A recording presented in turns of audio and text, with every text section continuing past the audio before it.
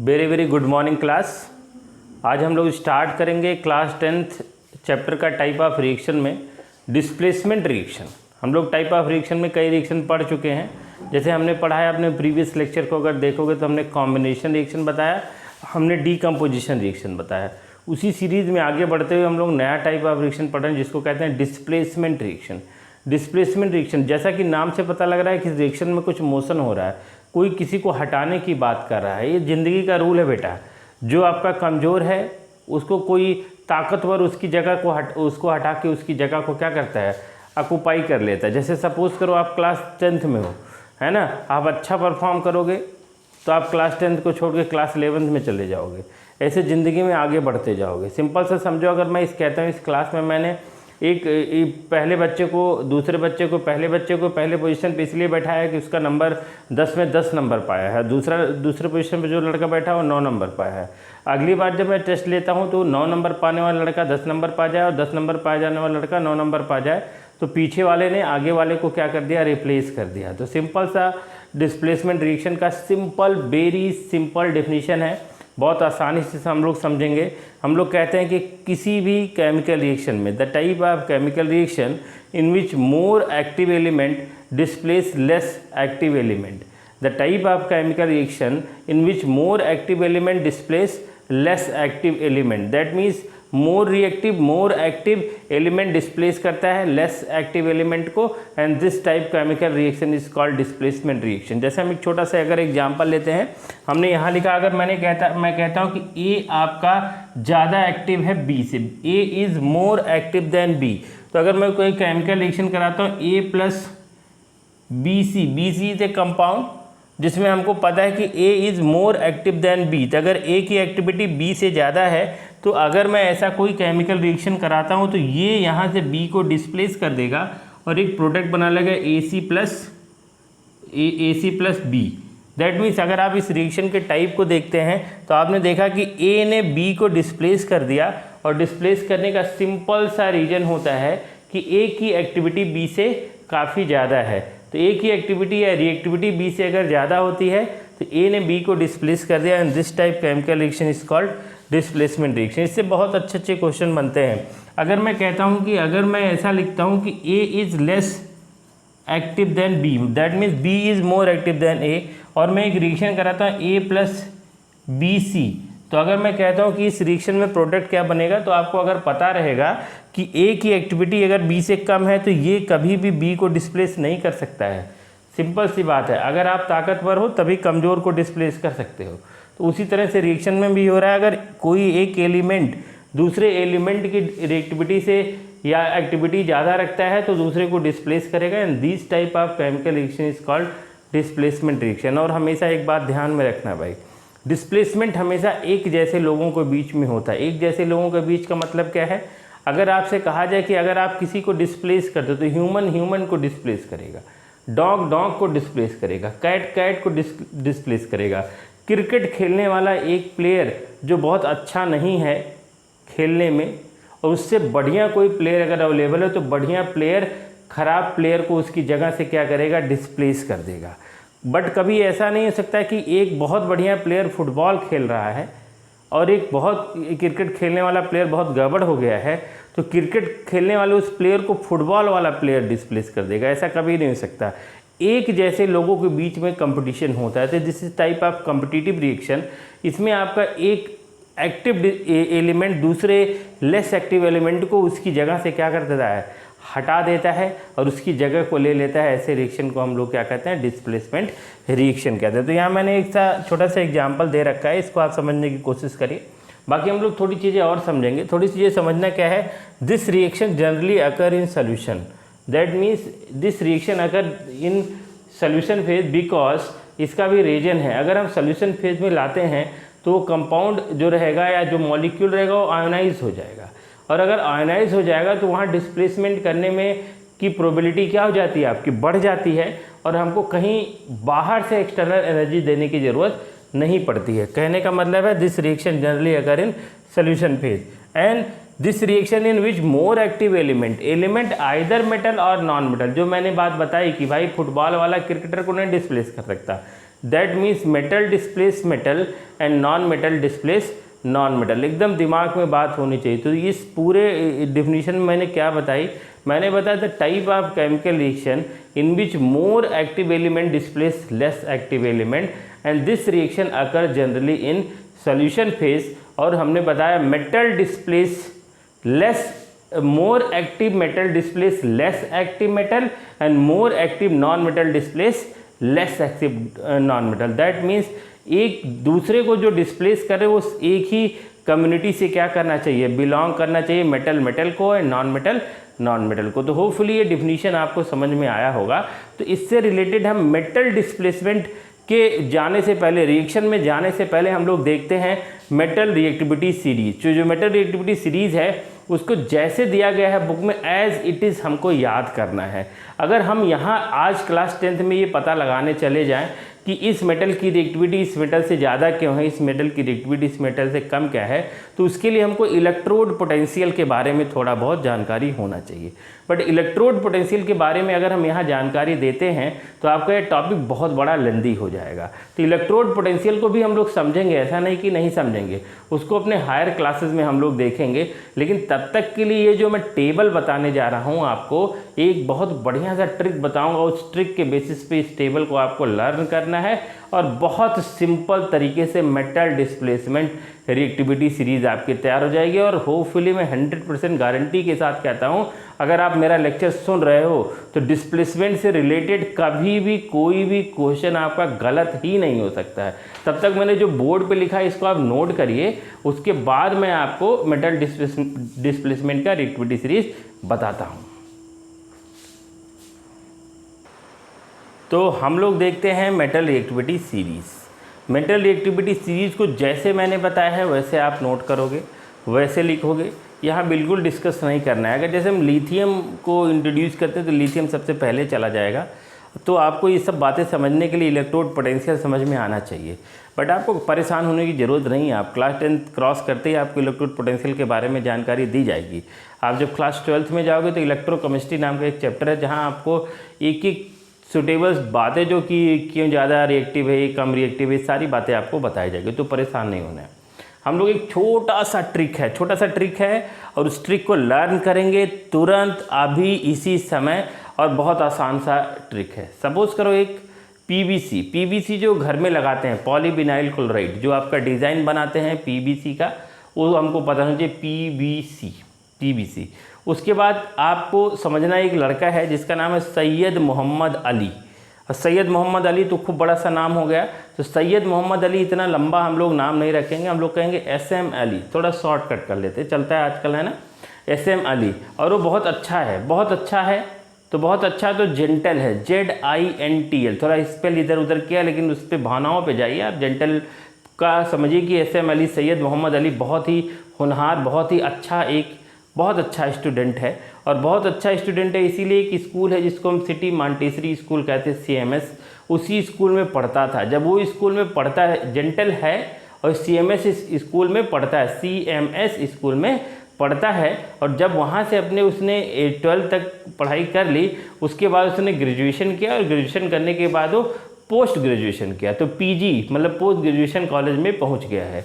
तो पहले क्या किया, और सैयद मोहम्मद अली ने अपने कमरे में खूब बढ़िया PVC से डिज़ाइन बनवाया क्योंकि वो पढ़ने में बहुत अच्छा था, तो उस अच्छे इन्वायरमेंट में पढ़ना चाह रहा था। तो उसका नाम है सैयद मोहम्मद अली, जेंटल है और CMS स्कूल में पढ़ने के बाद ग्रेजुएशन किया और ग्रेजुएशन करने के बाद उसने PG की पोस्ट ग्रेजुएशन किया। तो ये बात आपको पता होना चाहिए, मेटल रिएक्टिविटी सीरीज कभी भी गलत नहीं होगा। PVC का मतलब क्या है, P से सीधा मतलब है पोटेशियम।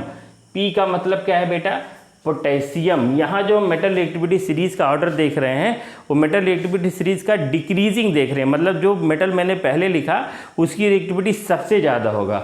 यहाँ V का मतलब होगा बेरियम, B का मतलब क्या होगा, बेरियम होगा, बेरियम। तो potassium is more reactive then barium, मतलब पोटेशियम बेरियम को डिस्प्लेस कर सकता है, बट बेरियम कभी भी पोटेशियम को डिस्प्लेस नहीं कर पाएगा। तो पोटेशियम बेरियम को डिस्प्लेस करेगा, बेरियम पोटेशियम को डिस्प्लेस नहीं करेगा।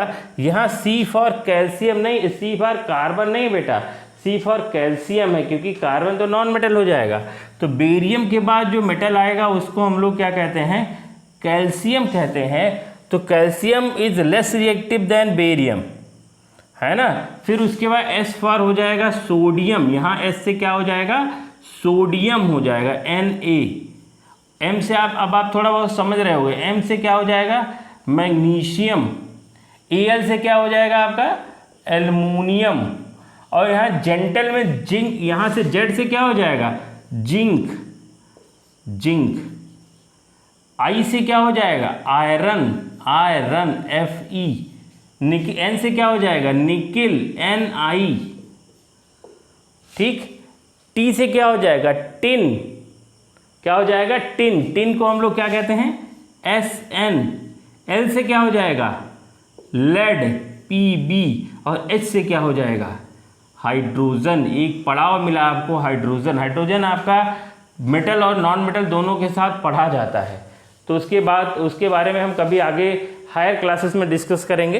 तो यहाँ हाइड्रोजन हो जाएगा। अब यहाँ तक जितने भी मेटल आते हैं, पोटेशियम से लेके लेड तक, ये सब हाईली रिएक्टिव मेटल हैं, हाई रिएक्टिव मेटल के सीरीज में आते हैं। और जो मेटल आगे है वो पीछे वाले को डिस्प्लेस कर सकता है, लेकिन पीछे वाला आगे को कभी भी डिस्प्लेस नहीं कर सकता है। अब यहाँ देखिए CMS, सिटी मॉन्टेसरी स्कूल जो है वो CMS में क्या हो जाएगा, ये कॉपर हो जाएगा। Mn से क्या हो जाएगा, मैग्नीज हो जाएगा, यहाँ मैग्नीज, M से मैग्नीज हो जाएगा। S से क्या हो जाएगा, सिल्वर, सिल्वर को लिखते हैं Ag। P से क्या हो जाएगा, प्लेटिनम, Pt। और G से क्या हो जाएगा, अब आपको समझ में आएगा, गोल्ड, जिसको हम कहते हैं Au। तो this is the metal reactivity series, जिसमें जो मेटल आगे है वो पीछे वाले को डिस्प्लेस करेगा, बट जो पीछे है वो आगे वाले को डिस्प्लेस नहीं करेगा। तो इस तरह से छोटा सा एक कहानी है कि आपका PVC सैयद मोहम्मद अली जेंटल है CMS PG कॉलेज। अगर आपको ये याद हो जाता है, ये जो मैंने बताया, तो ज़िंदगी में कभी भी भूलेगा नहीं। ये क्वेश्चन आप ध्यान से रखिएगा, इसको तुरंत नोट करिए। इससे रिलेटेड जो भी आपका एग्जाम्पल आता अब मैं लेता हूँ और तुरंत बताता हूँ आपको। तो हम लोग कुछ एग्जाम्पल देखते हैं जो आपके बोर्ड पे मेंशन है। देखिए आपने ले लिया है कॉपर सल्फेट का CuSO4 का ब्लू सोल्यूशन लिया एक्वस फॉर्म में। हमने बताया था कि displacement reaction generally aqueous medium में होगा। तो आपने कॉपर सल्फेट का सोल्यूशन लिया जो ब्लू कलर का होता है, इसलिए हमने ब्लू कलर का लिखा भी है ना। तो ब्लू कलर के सोल्यूशन को में आपने कुछ आयरन के पाउडर को डाल दिया है। जब कुछ आयरन के पाउडर को डाल दिया तो थोड़ा सा सेक करेंगे, जैसे ही आप देखेंगे आपका जो ब्लू कलर है वो डिसअपीयर हो जाएगा और ग्रीन कलर का कंपाउंड बन जाएगा। मतलब आपने अगर पढ़ा है पूरा मेटल रिएक्टिविटी सीरीज जो मैंने बताया है, क्या बताया है हमने बताया है कि आपका PVC SM अली है ना, सैयद मोहम्मद अली जेंटल, ZI, आप देखो यहाँ जेंटल बताया है। फिर CMS PG कॉलेज है ना, ये आपको बताया। तो आप देखिए यहाँ पे कौन कौन आ रहा है, किसके बीच मुकाबला है, I फॉर आयरन और C फॉर कॉपर। तो आयरन और कॉपर के बीच का मुकाबला है, तो आयरन आपके कॉपर को डिस्प्लेस कर दे क्योंकि इसकी रिएक्टिविटी ज़्यादा है। तो इस तरह से आपका ये क्वेश्चन बहुत अच्छे से सॉल्व हो जाएगा। तो आप देखिए आयरन कॉपर को यहाँ से डिस्प्लेस करेगा, आयरन डिस्प्लेस कॉपर, क्योंकि आयरन की रिएक्टिविटी कॉपर से ज़्यादा है। अगर पूछा जाए क्यों, तो आपको ये सिंपल सा आंसर देना है कि iron is more reactive than copper, तो सो आयरन डिस्प्लेस कॉपर और बन जाएगा FeSO4 और कॉपर आपका अलग हो जाएगा। बट अगर मैं कहता हूँ कि यही रिएक्शन में फिर कुछ अलग अंदाज में कराता हूँ, अंदाज ये है कि मैंने यहाँ ले लिया है FeSO4 और यहाँ मैंने ले लिया है कॉपर, तो क्या है वो रिएक्शन यहाँ पे, क्या यहाँ पे आपका आ जाएगा कॉपर, क्या यहाँ पे आपका आ जाएगा आयरन? ऐसा होगा क्या? अगर आपसे पूछा जाए कि ये रिएक्शन सही है, आपका आंसर होगा नहीं सर, एकदम बिल्कुल गलत है, बिल्कुल गलत बात हो रही है। क्यों? क्योंकि अगर हमने मेटल रिएक्टिविटी सीरीज़ को फॉलो करना है तो हमको देखना है कि आयरन की रिएक्टिविटी कॉपर से ज़्यादा है। If iron is more reactive than copper, तो आयरन कॉपर को डिस्प्लेस करेगा, ना कि कॉपर आयरन को डिस्प्लेस करेगा। तो ये जो मैंने रिएक्शन लिखा है ये पूरी तरह से गलत बात हो रही है, ये गलत है। और यहाँ अगर ऐसा कोई क्वेश्चन आपके एग्जाम में आता तो जल्दबाजी में हमेशा प्रोडक्ट नहीं बनता है, आपको सीधा लिखना है कि नो रिएक्शन। पूछा जाए वाई, इसका रीजन बता सकते भाई, सिंपल सी बात है कि कॉपर की रिएक्टिविटी आयरन से कम है, तो कॉपर कभी भी आयरन को डिस्प्लेस नहीं कर सकता है, सिंपल। अब एक हम दूसरा एग्जाम्पल देखते हैं तुरंत फटाफट। हमने एग्जाम्पल ले रखा है, क्या रखा है, Zn प्लस H2SO4। तो यहाँ आपको पता है कि जेंटल, आपने पढ़ा है ZINTL, जेंटल है। तो यहाँ पूरा मुकाबला किस किस में है, जिंक में है और किस में है बेटा, हाइड्रोजन में है। जिंक और हाइड्रोजन के बीच पूरा कंपटीशन है। तो आपको मैंने रिएक्टिविटी सीरीज बताई जिसमें देखा आपने कि zinc is more reactive then hydrogen. Zinc की रिएक्टिविटी हाइड्रोजन से ज़्यादा, तो जिंक बहुत आसानी से हाइड्रोजन को डिस्प्लेस कर देगा। तो मैंने एसिड लिया है H2SO4। यहाँ डिल का मतलब है, दिल का मतलब दिल नहीं है, दिल का मतलब है डाइल्यूट, मतलब थोड़ा पानी मिला के कंसनट्रेटेड H2SO4 लोगे तो हमको पता है acid is dangerous, corrosive in nature. हाथ पैर के पे गिर गए बेटा तो जल जाओगे। तो जलने की वजह से क्या प्रैक्टिकल नहीं करोगे क्या? कभी लैब में प्रैक्टिकल करने का मौका मिला केमिस्ट्री में तो क्या एसिड का यूज़ नहीं करोगे जहाँ यूज़ करने की ज़रूरत पड़ेगी? करोगे बेटा, बट सम प्रिकॉशन लेना है। तो यहाँ मैंने जो रिएक्शन कराया है वो डाइल्यूट H2SO4 रखा है, पूरा कंसनट्रेटेड नहीं है। तो डाइल्यूट H2SO4 मतलब कुछ अमाउंट में एसिड है और कुछ अमाउंट में उसमें वाटर मिला के उसको थोड़ा सा जो गाढ़ा था उस गाढ़ेपन को ख़त्म किया गया, कंसनट्रेशन को ख़त्म किया गया। तो जिंक ने यहाँ हाइड्रोजन को डिस्प्लेस कर दिया और यहाँ बन गया आपका ZnSO4 और साथ में निकला हाइड्रोजन गैस। तो zinc is more reactive then hydrogen, तो आसानी से रिएक्शन हो जाएगा, ठीक है ना। अब यहाँ एक और रिएक्शन हम लोग देख लेते हैं। यहाँ आपका रिएक्शन लिखा है कि जिंक में HCl मिला दिया। भाई HCl मिलाओ चाहे H2SO4 मिलाओ, जिंक को हाइड्रोजन में तो डिस्प्लेस करना है। तो सिंपल सी बात है, जिंक की रिएक्टिविटी जब हाइड्रोजन से ज़्यादा है तो यहाँ भी जिंक हाइड्रोजन को डिस्प्लेस कर देगा और जिंक को हाइड्रोजन को डिस्प्लेस करेगा, सिंपल प्रोडक्ट बनाएगा ZnCl2 और निकलेगा हाइड्रोजन गैस। हाइड्रोजन गैस का निकलना कैसा साउंड प्रोड्यूस करता है? पॉप साउंड प्रोड्यूस करता है, दिमाग में होना चाहिए। लेकिन अगर कॉपर और सिल्वर यहाँ डालते हैं, कॉपर एंड सिल्वर, तो कॉपर और सिल्वर इसको डिस्प्लेस हाइड्रोजन को नहीं कर पाएंगे। आपने देखा इसका रीजन है, इसका रीजन है मैंने लिखा हाइड्रोजन, फिर लिखा मैंने CmS यहाँ मतलब क्या है, ये आपका C से हो जाएगा कॉपर और S से हो जाएगा सिल्वर। तो अब अगर copper manganese silver platinum gold लेते हैं और मैं चाहूँ हाइड्रोजन डिस्प्लेस हो जाए तो नहीं। तो अगर आपसे पूछा जाए कभी भी सिल्वर को एसिड में डाल देंगे तो क्या सिल्वर मेरा ख़राब हो जाएगा? Answer is no. क्यों भाई? क्योंकि सिल्वर एसिड के हाइड्रोजन को नहीं हटा पाएगा और एसिड के हाइड्रोजन को नहीं हटा पाएगा, इसका मतलब सिल्वर जैसा था वैसा रहेगा। रिएक्शन नहीं किया तो आपका रिएक्टेंट हमेशा अपने ओरिजिनल फॉर्म में ही रहेगा। तो कुछ और एग्जाम्पल हम लोग देखते हैं। आप इस एग्जाम्पल को तुरंत क्या करिए, नोट करिए।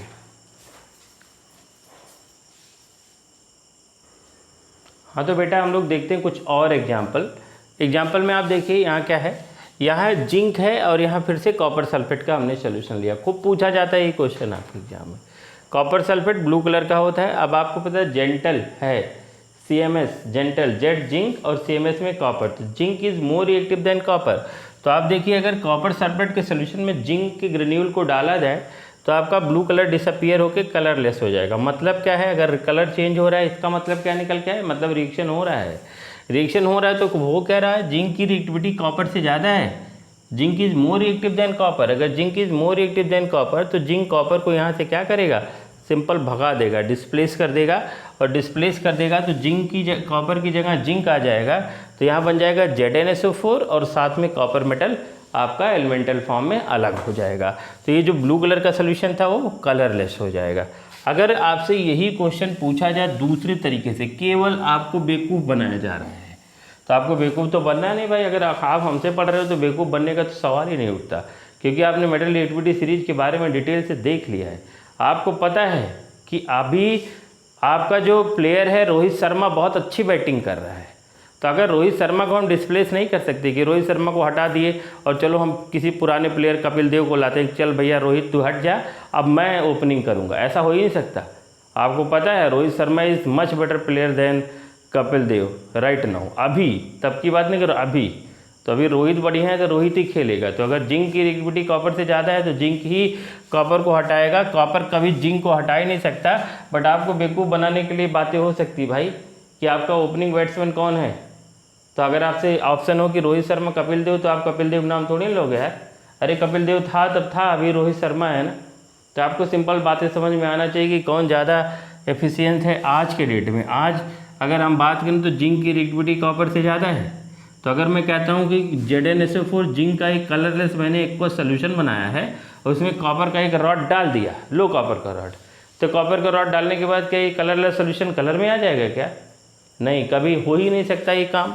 क्योंकि कॉपर की रिएक्टिविटी तो जिंक से कम है। अगर कॉपर की रिएक्टिविटी जिंक से कम है तो कॉपर कभी जिंक को डिस्प्लेस नहीं कर सकता है, तो नहीं कर सकता। तो रिएक्शन आगे आपको लिखना है भैया एकदम कॉन्फिडेंस से, नो रिएक्शन। आपको हमेशा रिएक्शन थोड़ी कराना होता है, जहाँ जो कंडीशन बनेगा वहाँ हम लोग करेंगे। यहाँ लिखना है नो रिएक्शन, तो नो रिएक्शन। तो होपफुली आपको ये बात समझ में आ गई होगी। उसी तरह से एक छोटा सा और एग्जांपल लेते हैं। हमने लिया कॉपर और सिल्वर नाइट्रेट। तो देखिए यहाँ कॉपर भी मेटल है, सिल्वर भी मेटल है, एकदम बढ़िया से मेटल रिएक्टिविटी सीरीज आपका एकदम याद हो जाए। आप देखो CMS PG, CMS में C में क्या था आपका कॉपर, P से प्लेटिनम, PG से आपका क्या था गोल्ड, और CMS C copper manganese and silver. तो कॉपर मैंगनीज एंड सिल्वर, तो आप देखिए कंपटीशन किस में, कॉपर एंड मैंगनीज में। Copper is more reactive then silver, तो सिंपल ये रिएक्शन होगा। कॉपर यहाँ सिल्वर को यहाँ से डिस्प्लेस करेगा। तो आपका जो AgNO3 के साथ कलरलेस सोल्यूशन था, वो कलरलेस सोल्यूशन फिर से ब्लू कलर में आने वाला है। क्यों? क्योंकि कॉपर के जाते कलर चेंज हो जाएगा, रिएक्शन हो रहा है। इसका मतलब copper is more reactive then silver. समझ में आ रहा है? वो बड़ा इंटरेस्टिंग सा आप बातें हो रही है डिस्प्लेसमेंट की। Copper is more reactive then silver. आपको रिएक्टिविटी सीरीज पता है, CMS silver manganese, copper manganese and silver. तो कॉपर पहले है, बीच में मैंगनीज बेचारा फंस गया, उसको उठा के फेंको। और सिल्वर देखो, कॉपर और सिल्वर में copper is more reactive then silver, है ना। अब आपको समझना है बेटा एक बात और, ज़िंदगी में आपको अगर बनना है तो रिएक्टिव नहीं बनना है। रिएक्टिव बनोगे तो कभी आज हमसे पढ़ लिए, कभी उससे पढ़ लिए, कभी उससे पढ़ लिए, कभी उससे पढ़ लिए, कभी उससे 20 जगह आप पढ़ रहे हो, 20 जगह स्कूल बदल रहे हो, 20 जगह चैनल पे जा के देख रहे हो, आपको कुछ समझ में आना नहीं है। एक जगह आपको रुकना है, एक जगह स्टेबल होना है। आपको ज़िंदगी में गोल्ड की तरह बनना, सोने की तरह बनना, प्लेटिनम की तरह बनना। गोल्ड और प्लेटिनम की खास बात जानते हो आप? गोल्ड और प्लेटिनम को कोई डिस्प्लेस कर दे तो कर दे, लेकिन गोल्ड और प्लेटिनम किसी को डिस्प्लेस नहीं करते। तो डिस्प्लेस नहीं करते तो क्या वो उनकी गंदी आदत है? नहीं, वो रिएक्टिव ही नहीं, किसी से रिएक्शन ही नहीं करेंगे। मुझ पे पानी गिरा दो, मुझको गर्म कर दो, ठंडा कर दो, एसिड में डाल दो, कहीं रख दो, मैं ख़राब होने वाला नहीं हूँ। तो आज की डेट में जो सबसे कम रिएक्टिव है, जो किसी से रिएक्शन नहीं करता, दुनिया जाए ये करने, सब जाए वो करने, मैं जो कर रहा हूँ मैं ही अच्छा कर रहा हूँ, ये अगर आप सोचते हुए आगे बढ़ोगे तो सिल्वर और प्लेटिनम की, गोल्ड और प्लेटिनम की तरह होगे। तो ये जो मेटल की बात करें, अगर हम सोडियम और सिल्वर में कंपेयर करें या गोल्ड प्लेटिनम में कंपेयर करें, तो 10 रुपया लेके अगर आप किसी दुकान में घुस जाओ नमक खरीदने के लिए तो आराम से सोडियम क्लोराइड मिल जाएगा। लेकिन अगर 10 रुपया लेके आप किसी सोने की दुकान में चले जाओ कि सोनार के पास कि भैया हमको 10 रुपये का सोना दे दो, चप्पल उतार के मारेगा बेटा, है ना। तो आपको समझ में आना चाहिए सिंपल सी बात कि कौन सा मेटल आपका कम रिएक्टिव है, कौन सा मेटल ज़्यादा रिएक्टिव। जो रिएक्शन नहीं कर रहा है वो सबसे बढ़िया है, बेस्ट है। तो आप सबको पता है कॉपर की रिएक्टिविटी ज़्यादा है, तो कॉपर सिल्वर को वहाँ से हटा दे रहा है। बट सिल्वर आपका अगर यहाँ पड़ जाए तो सिल्वर कॉपर को नहीं हटाएगा। क्यों? जो मैं जैसा हूँ मुझको कोई अपनी जगह से हिला नहीं सकता। समझ गए कि नहीं? तो सिल्वर कभी कॉपर को डिस्प्लेस नहीं कर पाएगा। रीजन पता है तो आपका अगर डिस्प्लेस करेगा, ब्लू कलर का सोल्यूशन बनेगा कॉपर नाइट्रेट का, और सिल्वर पूरी तरह से अलग हो जाएगा। होपफुली समझ में आया होगा। फिर से देख लो भाई, मैग्नीशियम में हमने डाल दिया, कॉपर सल्फेट का सोल्यूशन लिया, मैग्नीशियम डाल दिया। क्या बात कर रहे हो भाई? मैग्नीशियम तो आसानी से कॉपर को डिस्प्लेस कर देगा, कोई दिक्कत ही नहीं आना है। आपको पता है magnesium is much more reactive than copper, तो मैग्नीशियम यहाँ से कॉपर को भगाएगा भाई। और ये जो ब्लू कलर का सोल्यूशन था तुरंत कलरलेस हो जाएगा, और कलरलेस होना that is the characteristic of chemical. तो ये एक साथ हम बहुत सारी बातों को आपको रिवाइज कर रहे हैं। अब देख लीजिए नीचे जो रिएक्शन लिखा है एल्युमिनियम और आयरन ऑक्साइड का, आयरन का ऑक्साइड Fe2O3 फेरिक ऑक्साइड है ना, ये फेरिक ऑक्साइड है एल्युमिनियम। ये काफ़ी इंपॉर्टेंट रिएक्शन, इसको मैं मिटा दे रहा हूँ यहाँ से, यहाँ मैं मिटा दे रहा हूँ, फिर से लिख रहा हूँ, क्योंकि ये जो रिएक्शन है आपका एल्यूमिनोथर्मी नाम से रिएक्शन पूछा जाता है, और इसको एक और नाम जाते हैं जिसको कहते हैं थर्माइट बेल्डिंग। बेल्डिंग जानते हो ना आप? बेल्डिंग मतलब होता है जोड़ना, दो लोगों को आपस में जोड़ना, कुछ टूट गया है कहते हैं बेल्डिंग करा लाओ, है ना, तो जोड़ना।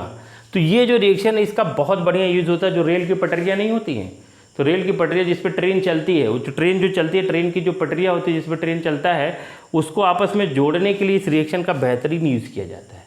इसको हम इसीलिए इसको एल्यूमिनियोथर्मी या थर्माइट वेल्डिंग कहते हैं। कैसे करते हैं हम लोग, बढ़िया समझिए क्या करते हैं हम लोग लेते हैं इसमें एल्युमिनियम का पाउडर फॉर्म। एल्युमिनियम लेंगे किस फॉर्म में, पाउडर फॉर्म में। पाउडर एल्युमिनियम लेते हैं, क्या लेते हैं, अब देखो एल्यूमिनियोथर्मी समझते हैं। हमने लिया पाउडर, क्या लिया है, एल्युमिनियम, एल्युमिनियम पाउडर लिया है। और मैंने लिया है, और क्या लिया है, और पाउडर लिया है Fe2O3, फेरिक ऑक्साइड का मैंने पाउडर लिया है। तो मैंने दोनों को मिलाया, सॉलिड ए भी, Fe2O3 ये भी सॉलिड पाउडर फॉर्म है। देखो सॉलिड सॉलिड रिएक्शन हो रहा है और किसी इंस्ट्रूमेंट में रखा, सपोज करो यहाँ मैंने दोनों पाउडर को आपस में मिक्स कर दिया। मिक्स करेंगे तो किसी यहाँ रिएक्शन होने के लिए कुछ सम अमाउंट ऑफ टेम्परेचर की ज़रूरत पड़ेगी। तो आपने क्या किया, सपोज करो ये डिवाइस है, इसमें आपने रख लिया और नीचे से खूब हीट किया। जब हीट किया तो फिर बहुत तेज़ी से गर्म होना शुरू हो गया। गर्म होना शुरू होगा तो क्या होगा पता है आपको, गर्म होने के बाद क्या होगा, ये आपका इसको डिस्प्लेस करेगा, बनाएगा तुरंत Al2O3 aluminium oxide solid form में। और उसके नीचे से भैया एकदम जलता हुआ पिघलता हुआ मोल्टन फॉर्म में आयरन निकलेगा। लिक्विड फॉर्म में इसको मोल्टन कहते हैं। मोल्टन मतलब पिघलता हुआ। तो सपोज करो ये हमारी रेल की पटरी है और इसके बीच के दोनों को जोड़ना है, तो हमारा पिघलता हुआ लोहा आयरन मोल्टन फॉर्म में इधर गिर रहा है, इधर गिर रहा है, हमने ऐसे रख दिया आयरन इसके अंदर गिरा। थोड़े समय के लिए जिससे ठंडा होगा तो कास्ट हो जाएगा। कास्टिंग मतलब होता है अपनी जगह पे जम जाएगा, और जम जाएगा तो ये दोनों पार्ट आपस में क्या हो जाएंगे, जुड़ जाएंगे। That is called thermite welding. तो हम लोग इस तरह से बेल्डिंग करते हैं और बेल्डिंग करने का ये बहुत बढ़िया तरीका है। और जो आपके रेल की पटरियों को आपस में जोड़ा जाता है by the using this chemical reaction. तो इस केमिकल रिएक्शन का अलग से भी एक इम्पॉर्टेंस है और डिस्प्लेसमेंट रिएक्शन में तो हम लोग पढ़ते हैं, है ना। तो आप क्या करिए, ये मेरा एल्यूमिनियोथर्मी रिएक्शन को तुरंत आप क्या करिए, नोट डाउन करिए।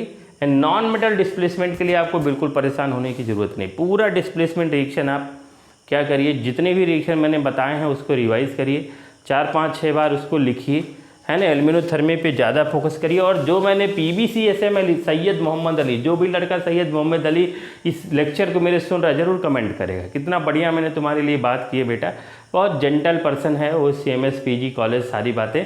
तो मेटल रिएक्टिविटी सीरीज़ एकदम दिमाग में रखिए।